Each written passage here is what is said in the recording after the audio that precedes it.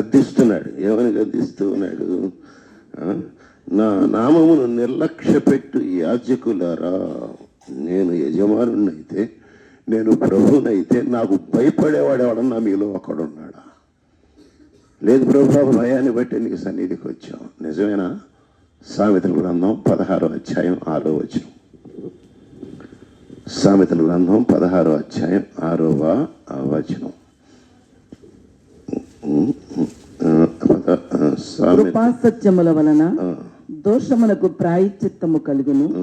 యెహోవా యందు భయభక్తులు కలిగి ఉండుట వలన మనుషులు చెడుతనము నుండి తొలగిపోదురు. కనుక భయం అంటే భయంతో కూడిన భక్తి విశ్వాసాలు కలిగి ఉన్నారు అంటే దేవునికి భయపడుతున్నారు అన్నదానికి రుజువు ఏమిటి అంటే క్రమంగా చర్చికి వెళ్ళటం రావటం కాదండి, కాదు. భయపడుతున్నారు అనే దానికి రుజువు ఆంతరంగిక రహస్య జీవితంలో చెడుతలో నీచి దూరంగా పారిపోతారు.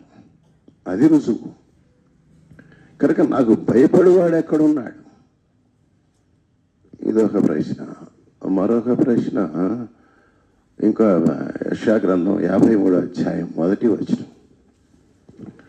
యెషయా గ్రంథం 53 1వ వచనం.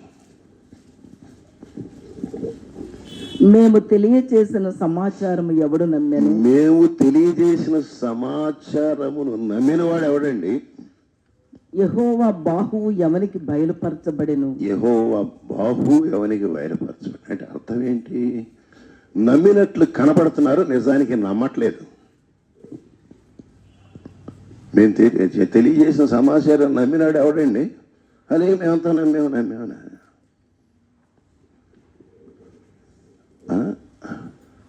అంటే సరే, నమ్మాడు అన్నదానికి రుజువు ఏమిటి? ఈ వాక్యాన్ని ఆధారం చేసుకుని నమ్మాడు అన్నదానికి రుజువు ఏమిటి?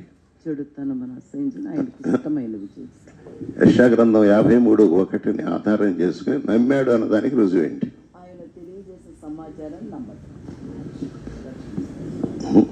తర్వాత కింద ఏముంది?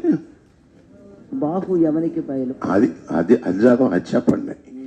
యెహోవా బాహువు ఎవనికి బయలుపరచబడినో వాడే మరి నమ్మాడు. అది రక్షణార్థమైన విశ్వాసం. ఆ మహాపరిశుద్ధుడైన యేసుక్రీస్తు ప్రభువుల వారి సాక్షాత్కారాన్ని పొందితే ఆయనతో వ్యక్తిగతంగా సంబంధం, సహవాసం అనేది ఏర్పడితే పాపం క్షమించబడి పాపం కడగబడిన అనుభవం